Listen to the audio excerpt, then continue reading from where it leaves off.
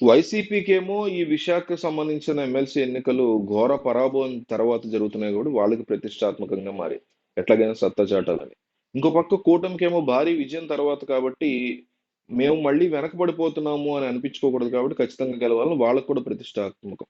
So ఇరు వర్గాలు పోటీగా పోటీగా ఉన్నాయి. వైసీపీ తరఫున మాజీ మంత్రి బొత్స సత్యనారాయణ బరిలో ఉన్నారు. బొత్స అయితే ఉత్తరాంధ్ర మొత్తానికి పట్టున్న నాయకుడిగా పేరుండడం, చాలా మంది ఎంపీటీసీ, జెడ్పీటీసీలు బొత్స అండతోనే సీట్లు సంపాదించి గెలుపొందడం ఆయన కలిసొచ్చే అంశాలు. అలాగే ఏ విధంగా ఎవరైనా పార్టీ మారాలనుకునే నేతలు కూడా బొత్స ఆపగలరని జగన్ భావిస్తున్నారు.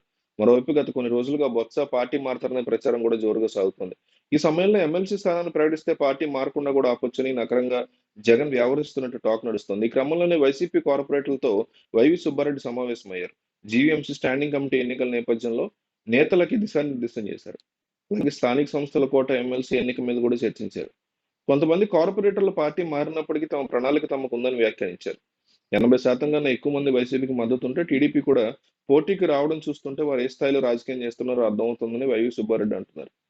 వైసీపీ అభ్యర్థిగా బొత్స పేరు ప్రకటించడంతో కూటమి డైలమాలో పడింది. టీడీపీ కూటమికి ఇప్పుడు ఉన్నటువంటి 237 ఓట్లు, మరొక 200 ఓట్లు అవసరం కావడంతో అందరికీ తెలిసిన వ్యక్తితో పాటు ఆర్థికంగా బలమైన వ్యక్తిని బరిలో నింపాలని చంద్రబాబు నాయుడు ఆలోచిస్తున్నారు. ఇప్పటికే విశాఖ సౌత్ సీటు వదులుకున్న గండి బాబ్జీ, అనకాపల్లి సీటు త్యాగం చేసిన పీలా గోవింద్, భీమిలిలో గంట గెలుపు కోసం కీలకంగా ఉన్న కోరడ రాజబాబు పేర్లు పరిశీలన ఉన్నట్టు రాజకీయ వర్గాల్లో చర్చ జరుగుతుంది. విశాఖ సౌత్ నుంచి వంశీకృష్ణ ఎమ్మెల్యే అభ్యర్థిగా ప్రకటించిన వెంటనే బాబ్జీ టీడీపీకి రాజీనామా చేశారు.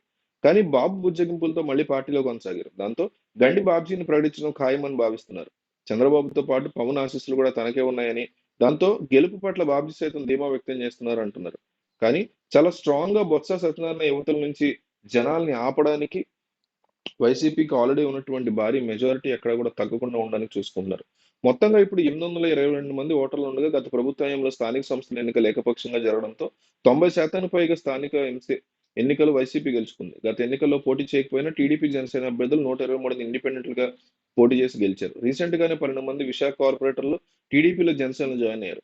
ప్రస్తుతం వైసీపీ మీద ఉన్న వ్యతిరేకత మరో 102 మంది టీడీపీలో చేరే అవకాశం ఉంది. దీంతో మొత్తంగా వైసీపీకి 585 మంది, టీడీపీకి 237 మంది ఓటర్లు ఉంటారు. కూటమి పార్టీ అధికారంలో ఉండడంతో మరో 200 మందిని లాక్కోవడానికి చాలా ప్రయత్నాలు చేస్తుంది. కానీ దీన్ని బొత్స సత్యనారాయణ గాని, జగన్ గాని చాలా స్ట్రాంగ్ గా అడ్డుకుంటున్నారు. వాళ్ళకి ఏ రకమైనటువంటి అవకాశాన్ని జగన్ గాని, బొత్స గాని ఇవ్వట్లేదు అనేటువంటి మాట వినిపిస్తుంది. సో ఈ ఎన్నికల్లో గెలుపు ఎవరిది ఉండబోతుందో మీరు కామెంట్ చేయండి. వైసీపీ అయితే వైసీపీ అని, లేదు టీడీపీ అయితే టీడీపీ అని. ఎవరు గెలిచే అవకాశాలు మీకు ఎక్కువగా ఉన్నాయి? దానికి గల కారణాలు ఏంటి అనేది మీరు కింద స్పష్టంగా రాసుకొస్తే చూద్దాం. ఎవరు కరెక్ట్ గా ఆఖరికి గెస్ చేస్తారు?